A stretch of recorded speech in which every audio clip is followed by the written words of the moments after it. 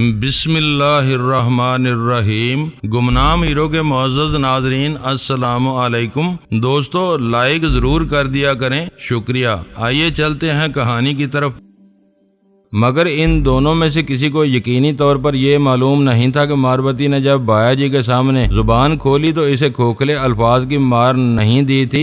ماروتی کا عمل اور بے وفائی کا ایک شفاقانہ تجربہ ان الفاظ کی پشت پناہی کر رہا تھا۔ ماروتی کا واقعہ کچھ ایسا عجیب اور دلدوز تھا کہ اس کے بارے میں خبر سنتے ہی ہم سب جوگیندر پال کے تازہ واقعے یکسر فراموش کر بیٹھے تھے۔ یوں محسوس ہو رہا تھا جیسے ہم نے اس شام کچھ بھی نہ کیا ہو، بس بیٹھے ماروتی کی موت کی خبر کا انتظار کرتے رہے ہوں۔ یہ تسلسل اس وقت ٹوٹا جب فون کی گھنٹی بجی۔ میں ریسیور اٹھایا تو دوسری طرف سے جلال بول رہا تھا۔ او ہو جلال، تم کہاں غائب ہو؟ میں نے اس کی آواز سنتے ہی خوش دلی سے کہا، اس وقت میں تمہارے بارے میں ہی سوچ رہا تھا۔ کوئی خاص بات تھی؟ میرے کانوں میں اس کی سنجیدہ اور متجسس آواز آئی۔ کوئی خاص بات نہیں تھی، بس تم سے بات کرنے کو دل چاہ رہا تھا، مگر میں نے خاص وجہ سے فون کیا ہے۔ کراچی میں اچانک لاشوں کی برسات کیوں شروع ہو گئی ہے؟ جرائم پیشہ عناصر کی سرگرمیاں زور پکڑ جائیں تو ایسا ہوتا رہتا ہے۔ گول مول جواب سے کام نہیں چلے گا۔ اس کی آواز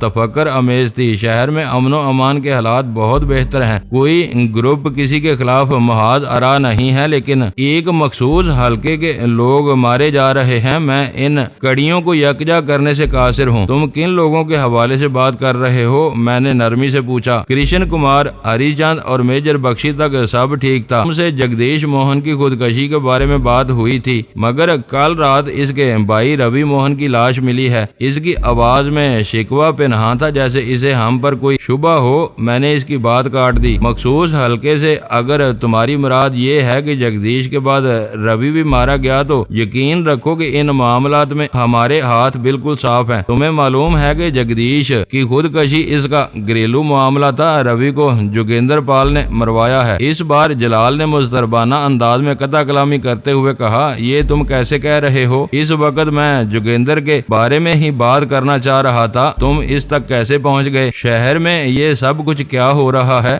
پہلے تمہیں یہ بات اچھی طرح ذہن نشین کر لینی چاہیے کہ ہمیں تمہاری سرکاری دشواریوں کا پورا احساس ہے۔ ہم کسی ناگزیر مجبوری کے بغیر کسی حساس معاملے میں ہاتھ نہیں ڈالتے۔ کیا تمہیں جوگیندر پال کے انجام کے بارے میں اطلاع مل چکی ہے؟ ڈینی، میں یہ سب جانتا ہوں، مجھے تم لوگوں پر پورا اعتماد ہے، لیکن میں بہت سے لوگوں کو جواب دہ ہوں۔ بخشی اور جوگیندر پال پسے پردہ رہ کر کام کرنے والے لوگ تھے۔ ان کے بارے میں ہمارے پاس اطلاعات تھیں، کوئی ثبوت نہیں تھا۔ نگرانی کی کوششیں بھی بار آور ثابت نہیں ہو سکی تھی۔ اب اچانک خبر ملی ہے کہ اسے اس کے گھر میں بم پھینک کر اڑا دیا گیا۔ یہ اطلاع انڈین ہائی کمشنر کے احتجاج سے ملی ہے۔ اس نے فارن سیکرٹری کو فون کیا تھا۔ میں نے اپنی ریسٹ واچ پر نگاہ ڈالی اور حیرت سے کہا، یہ واقعہ 6:04 پر رونما ہوا تھا۔ ابھی 7 بھی نہیں بجے اور اسلام آباد میں بیٹھے ہوئے ہائی کمشنر نے احتجاج داغ دیا۔ کیا ان کی یہ کارکردگی حیران کن نہیں ہے؟ قطعی نہیں۔ جلال کی آواز پر یقین تھی۔ ہر سفارت خانے کا اپنا سیکیورٹی نیٹ ورک ہوتا ہے۔ اہم عہدے داروں کی حفاظت کے لیے دن رات ان کی نگرانی کرائی جاتی ہے۔ ہو سکتا ہے کہ جوگیندر پال کی دیکھ بھال کرنے والے محافظ نے دھماکہ ہوتے ہی اپنے بڑوں کو خبر پہنچا دی ہو۔ مجھے اس پر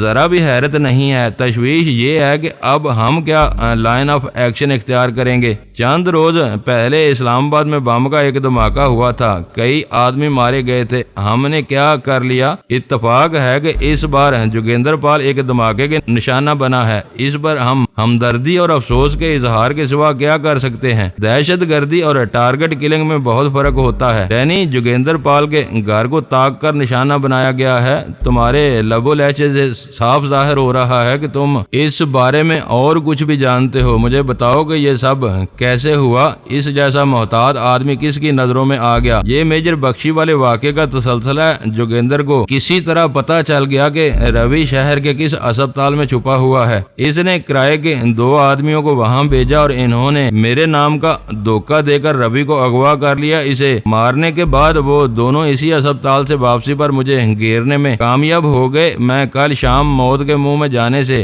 بال بچا ہوں۔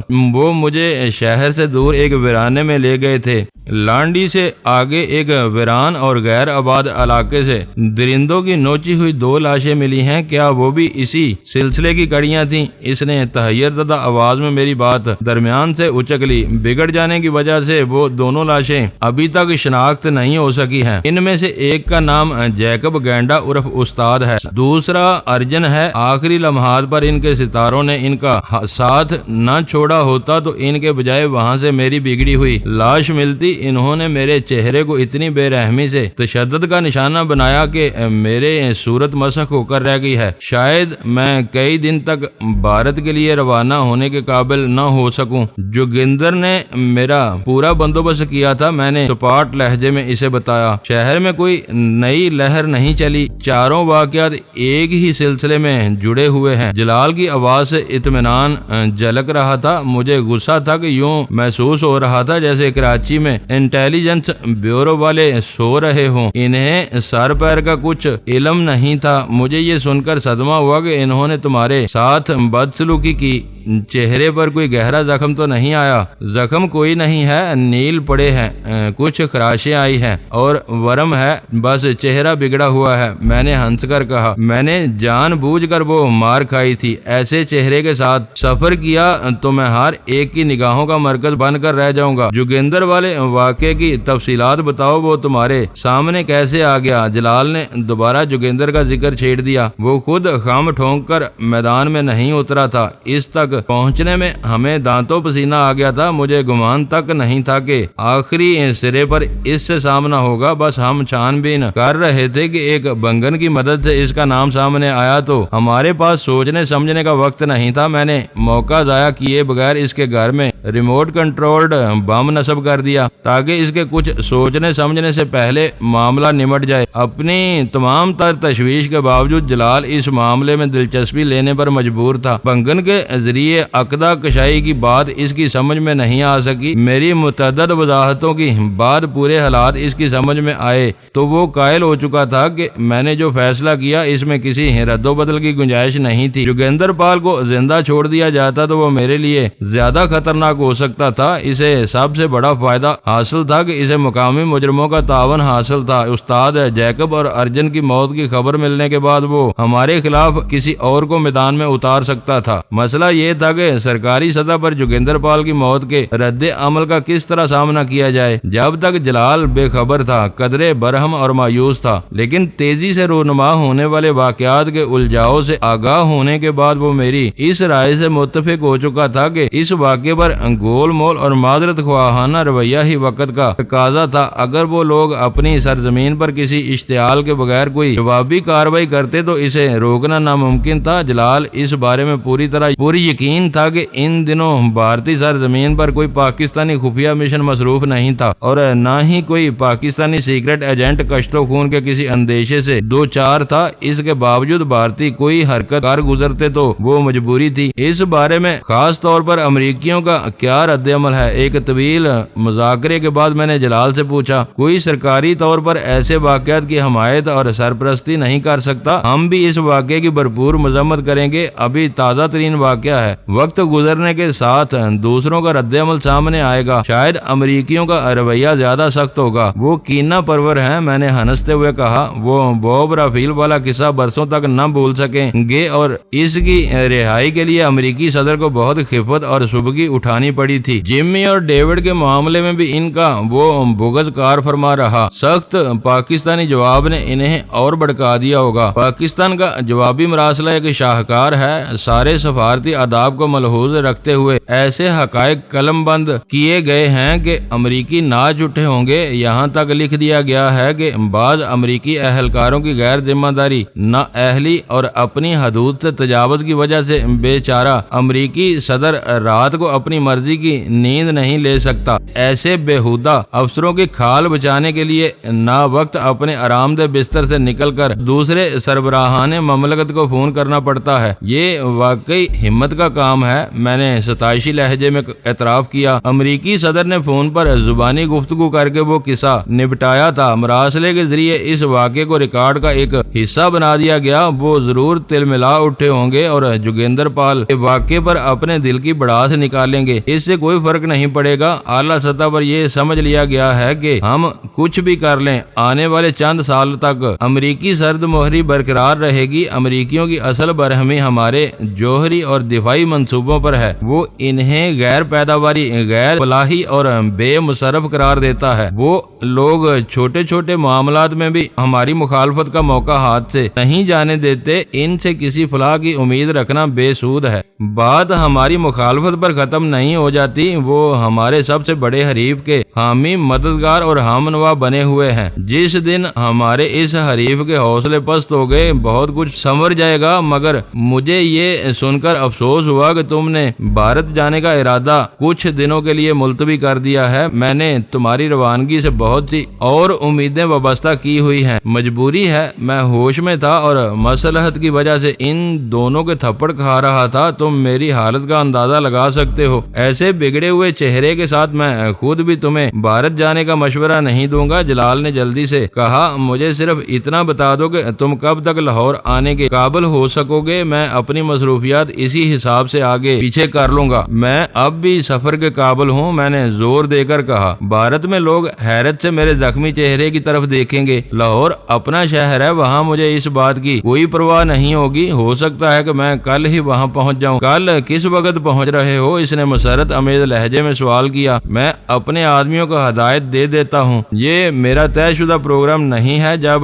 موڈ ہوا لاہور پہنچ جاؤں گا، کسی کو زحمت دینے کی ضرورت نہیں۔ اول خان کا خیال ہے کہ میں کراچی میں بیٹھ کر اپنا چہرہ سدھرنے کا انتظار کرتا رہا تو کسی نہ کسی معاملے میں اپنی ٹانگ اڑاتا رہوں گا۔ مجھے یہ وقت لاہور میں ہی گزارنا چاہیے۔ بالکل آ جاؤ۔ اس کی آواز فراخ دلانا تھی۔ اس طرح کا کام سکون سے اور زیادہ بہتر انداز میں ہو جائے گا۔ بیوی کو بھی ساتھ لانے کا ارادہ ہے یا پروگرام میں کوئی تبدیلی ہوئی ہے؟ تبدیلی ہوئی ہے، بیوی کے ساتھ ویرا بھی آ رہی ہے۔ اب ہم 3 افراد جائیں گے۔ میں نے اس کا بہت ذکر سنا ہے۔ اس کے قصے بہت سے پاکستانیوں کو شرمسار کر سکتے ہیں۔ اس بہانے اس سے ملاقات ہو جائے گی، اس سے مل کر تمہیں خوشی ہوگی۔ وہ ایسی بری عورت نہیں ہے۔ میں کن اکھیوں سے ویرا کی طرف دیکھتے ہوئے ایسا گول مول جواب دیا کہ جلال کو کسی بے ربطی کا احساس نہ ہو، مگر ویرا تذبذب میں پڑ جائے کہ جلال نے اس کے بارے میں کیا کہا ہے۔ تم دشمنوں کی بھیڑ میں گھسنے جا رہے ہو، یہ دیکھ لینا کہ ان دونوں کی وجہ سے تمہاری الجھنوں میں اضافہ نہ ہو جائے۔ دشمن کم ظرف ہو تو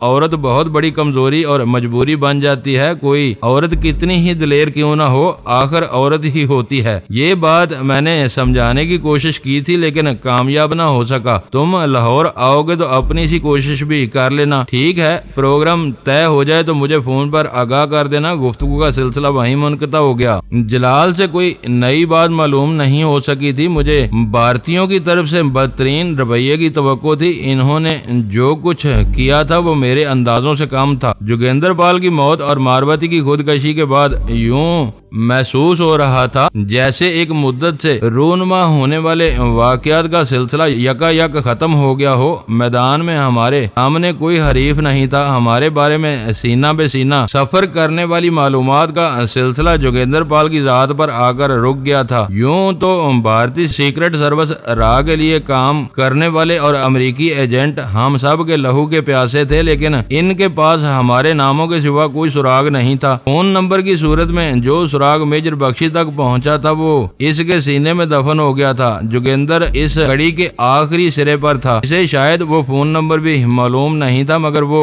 روی کے اسپتال کی نگرانی کے ذریعے خوش قسمتی سے مجھے ہراساں کرنے میں کامیاب ہو گیا تھا۔ جوگیندر پال میرا کھلا دشمن تھا، ماروتی ایک مشتبہ حلیف تھی۔ وہ دونوں ہی دنیا سے رخصت ہو چکے تھے۔ میں نے اپنے ذہن پر خاصا زور دیا لیکن ماضی میں پیش آنے والے کسی ایک واقعے کو دوسرے سے الگ نہیں کر سکا۔ سب کچھ ایک تسلسل کے ساتھ ہوتا چلا آ رہا تھا۔ ذرا سی گنجائش یہ تھی کہ رستم ایرانی اور پنڈت منوہر لال کو کسی حد تک ایک نیا موڑ قرار دیا جا سکتا تھا۔ رستم سے ہماری ملاقات اوبرائن ڈی ہنٹ کے بارے میں ہوئی تھی۔ یہ عقدہ بہت بعد میں کھلا کہ بظاہر سب سے الگ تھلگ رہ کر صاف ستھرے انداز میں کام کرنے والا رستم ایرانی بھی اسی تھیلے کے چٹے بٹوں میں شامل تھا اور اوبرائن ڈی ہنٹ کو محض اس لیے ناپسند کرتا تھا کہ وہ سخت گیر اور خود پسند تھا، اپنے سامنے رستم کی دال نہیں گلنے دیتا تھا اور یہ رستم جیسے جاں پرست کو بالکل پسند نہیں تھا۔ رستم ایرانی مذہب کے اعتبار سے بہائی اور پیشہ ورانہ طور پر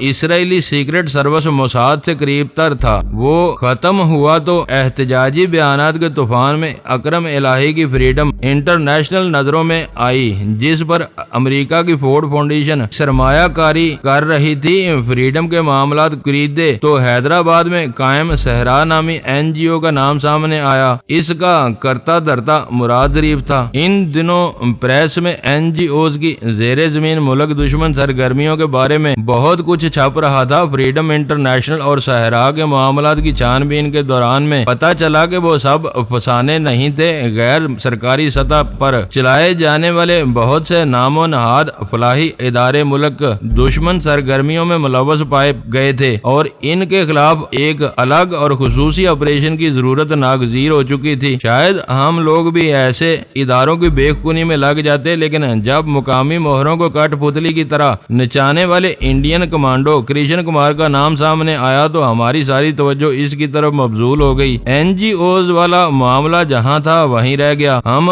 باہر کے دشمنوں سے لڑ کر ہلکان ہوئے جا رہے ہیں۔ آستین میں پلنے والے سانپوں کو ہم نے کھلی چھوٹ دی ہوئی ہے۔ جب گفتگو کا سلسلہ متعدد ناموں سے ہوتا ہوا NGOز پر اٹک گیا تو سلطان شاہ قدرے برہم ہو گیا۔ جب تک اندر سے ایسے سہارے نہ ملیں باہر والے کامیاب نہیں ہو سکتے۔ غزالہ نے اس کی تائید کی۔ عوام کی اجتماعی کوششوں سے اصلاح اور فلاح و بہبود کا نعرہ زیادہ پرانا نہیں ہے۔ مغرب میں یہ نظریہ 70 کے عشرے میں رائج ہوا تھا، ہمارے یہاں تو ابھی یہ بالکل نیا ہے، اس کی بنیادیں بھی مستحکم نہیں ہوئی ہیں، مگر بیرونی تخریب کاری روز اول سے ہمارا مسئلہ رہی ہے۔ میں نے کہا تمہارا مطلب ہے کہ اس سلسلے میں NGOز بے قصور ہیں، ان کو کھلی چھوٹ دے دینی چاہیے؟ سلطان شاہ نے چٹک کر پوچھا۔ میں یہ نہیں کہہ رہا، میں نے ہلکے سے طنز سے جواب دیا۔ میری عرض اتنی ہے کہ سارا زور ان پر نہ دو، صرف وہی قصوروار نہیں ہیں۔ تم یہ ضرور کہہ سکتے ہو کہ پہلے بے ضمیر لوگ اپنے ملک اور اپنی زمین سے انفرادی غداریاں کرتے تھے اور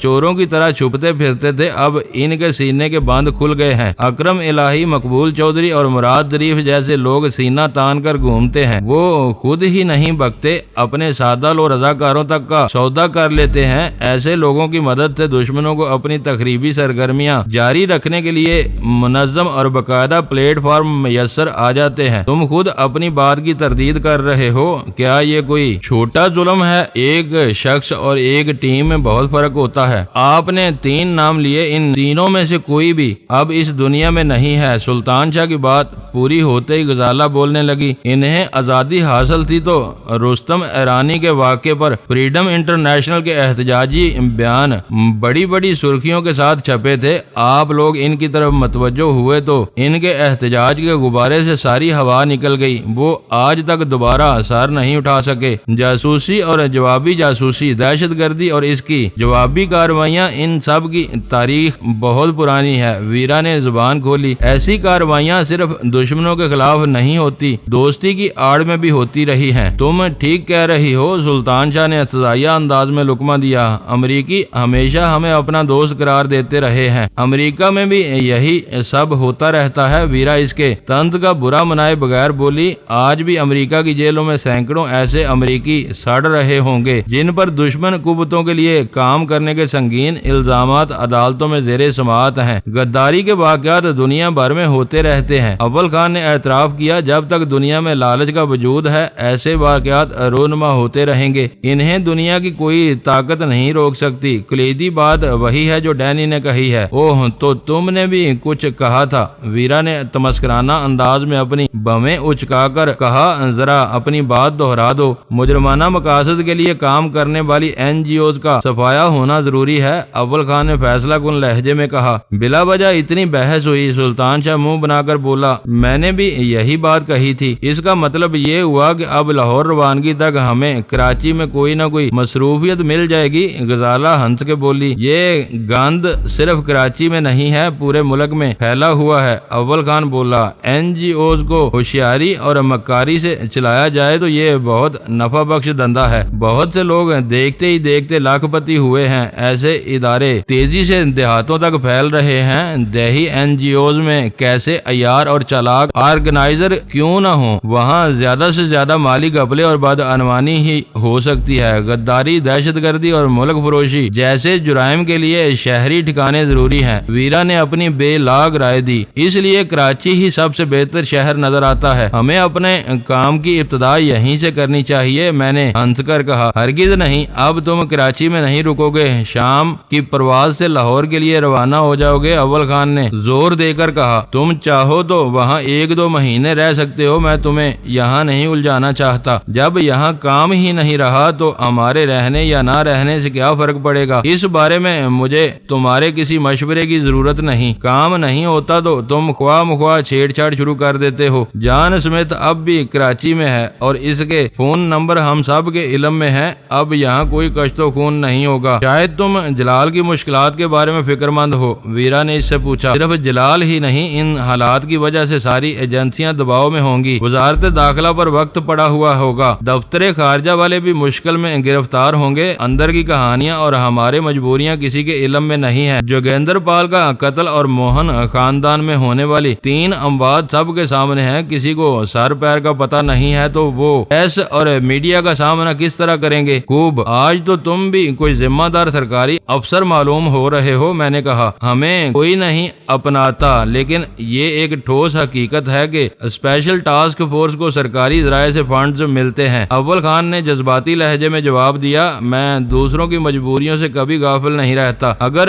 کراچی کی سرگرمیوں میں وقفہ اتنا ہی ضروری ہے اور تم ہمیں لاہور بھیجنے پر تل گئے ہو تو یہ بھی بتاؤ کہ ہم وہاں کیا کریں گے؟ میں نے پوچھا۔ میں زیادہ دنوں تک ہاتھ پر ہاتھ درے بیٹھا رہا تو اکتا جاؤں گا۔ لاہور میں بھی STF کا ایک یونٹ تعینات ہے، وہ اسٹیشن 3 کہلاتا ہے۔ میں تمہیں اسٹیشن چیف کا نام اور فون نمبر دے دوں گا، اسے بھی بتا دوں گا کہ ہو سکتا ہے کہ تم اس کی مدد کر سکو۔ ہماری فورس میں تم بہت نیک نام گردانے جاتے ہو۔ اول خان کے الفاظ پر غور کرو، ویرا نے فوراً بات اچک لی۔ در حقیقت تم نیک نام نہیں ہو مگر گردانے جاتے ہو۔ صحت بگڑنے کا اندیشہ نہ ہو تو تم کچھ دیر کے لیے خاموش رہو، میں نے اسے گھور کر کہا۔ میں اول خان سے بات کر رہا ہوں۔ اول خان کے مقابلے میں یہ خود کو دوئم خانم تصور کرتی ہے، سلطان شاہ بڑبڑایا۔ رافات مت بکو، میں نے ان دونوں کو ڈانٹا، پھر اول خان کی طرف متوجہ ہو گیا۔ اسٹیشن 3 کے چیف کے بارے میں تم کیا کہہ رہے تھے؟ تعارف کے بارے میں کہہ رہا تھا، وہ یقیناً تمہیں اپنے اعتماد میں لے گا، باقی باتیں تم خود دیکھ لو گے۔ کیا لاہور میں آج کل NGOs کا کوئی قصہ چل رہا ہے؟ میں نے اشتیاق سے پوچھا۔ کیا سہگے ضرور چل رہا ہوگا، یہ اور بات ہے کہ خالد نے اس پر دھیان نہ دیا ہو۔ میں تمہیں پہلے بھی بتا چکا ہوں کہ STF کا ہر اسٹیشن کمانڈر یا چیف اپنی جگہ خود مختار ہوتا ہے اور صرف سربراہ کو جواب دہ ہوتا ہے۔ باس کو بھی یہ جان کر خوشی ہوگی کہ تم نے لاہور میں کچھ وقت گزارنے کا فیصلہ کیا ہے۔ وہ خالد کو ہدایت دے گا کہ وہ لاہور میں تمہاری موجودگی سے فائدہ اٹھائے۔ میرا سوال لاہور کی سرگرمیوں اور مسائل کے بارے میں تھا، میں نے اسے یاد دلایا۔ میں بھی یہی بتا رہا تھا، میں کراچی زون کے بارے میں جانتا ہوں، لاہور کے بارے میں خالد یا باس کو علم ہوگا۔ اسٹیشن کمانڈرز اپنی وقتی ضروریات کے تحت ایک دوسرے سے رابطہ کرتے ہیں، ورنہ اپنے اپنے کام میں لگے رہتے ہیں۔ مجھے یاد آ گیا کہ حفاظتی اور رازداری کی ضروریات کے پیش نظر STF کا ہر یونٹ اپنی جگہ ایک ادارے کی حیثیت رکھتا تھا اور اس کی جملہ سرگرمیاں کمانڈر کی شبابدید پر منحصر ہوتی تھیں۔ ایک دوسرے کے کام سے حتی الامکان الگ تھلگ رہنا ان کے فرائض منصبی میں شامل تھا۔ لاہور کے بارے میں وہاں پہنچ کر ہی سوچا جائے گا، میں نے بے پرواہی سے کہا۔ اس بارے میں تساہل کی ضرورت نہیں، وہی کرو جو کہہ رہا ہوں۔ آج شام کو تم لاہور جا رہے ہو، وہاں سے مجھے براہ راست بھارت جانا ہے۔ تصاویر پرسوں اور رات تمہیں دے دی گئی تھی، پاسپورٹ اور شناختی کارڈ اب تک نہیں آئے، ان کے بغیر وہاں جانا بے سود ہوگا۔ میں نے مسکراتے ہوئے اسے سلگانے کی کوشش کی۔ میں حیران ہوں کہ ماروتی کی خودکشی کے بعد تمہارے لیے کراچی میں کیا دلکشی رہ گئی ہے، ویرا بولی۔ تم خاموش رہو تو زیادہ بہتر ہوگا، میں نے کہا۔ اس سے مجھے ذرا بھی دلچسپی نہیں تھی اور پھر وہ یہاں کی آخری عورت بھی نہیں تھی۔ تم ذاتیات پر اتر آتی ہو، غزالہ نے خشک لہجے میں ویرا سے شکوہ کیا۔ یہاں ماروتی کا کیا ذکر تھا؟ آخر ڈینی لاہور جانے میں کیوں پسو پیش کر رہا ہے؟ اس کا کوئی نہ کوئی سبب تو ہونا چاہیے۔ سبب بننے کے لیے صرف ایک ماروتی ہی رہ گئی ہے، غزالہ اندازہ نے برہمی سے کہا، وہ کسی بلا کی طرح تمہارے ذہن سے چمٹ کر رہ گئی ہے۔ ویرا کو محسوس ہوا کہ اس کو غزالہ کے سامنے ایسی بات نہیں کہنی چاہیے تھی۔ اس نے غزالہ کے خاموش ہونے پر شرافت سے کہا، سوری غزالہ، مجھے اندازہ نہیں تھا کہ میرے مذاق سے تمہاری دل آزاری ہوگی۔ ویسے ڈینی کے تذبذب کے بارے میں میرا سوال اپنی جگہ ہے۔ اب تم مذاق سے ہٹ کر سنجیدہ ہوئی ہو تو میں بھی بتا دوں کہ میں 1-2 روز یہاں رکنا چاہتا ہوں۔ جوگندر کی موت کا رد عمل کھل کر سامنے آ جائے تو میں اطمینان سے کہیں بھی جا سکوں گا۔ اس سے پہلے چلا گیا تو میرا دھیان یہیں لگا رہے گا۔ لاہور جا کر بھی تم کراچی سے رابطے میں رہو گے۔ فون اسی مقصد کے لیے ایجاد ہوا ہے۔ ابول خان نے کہا، فون کی اپنی مجبوری ہوتی ہے، کھل کر بات نہیں کی جا سکتی۔ ہوٹل کے فون پر CST کا استعمال ایک مشکلات پیدا کر سکتا تھا۔ دوستو، ویڈیو کو لائک ضرور کر دیا کریں۔ ISI پاک آرمی زندہ باد، پاکستان پائندہ باد۔ معزز ناظرین، اپنا خیال رکھیے گا اور اپنے اس چینل کا بھی شکریہ۔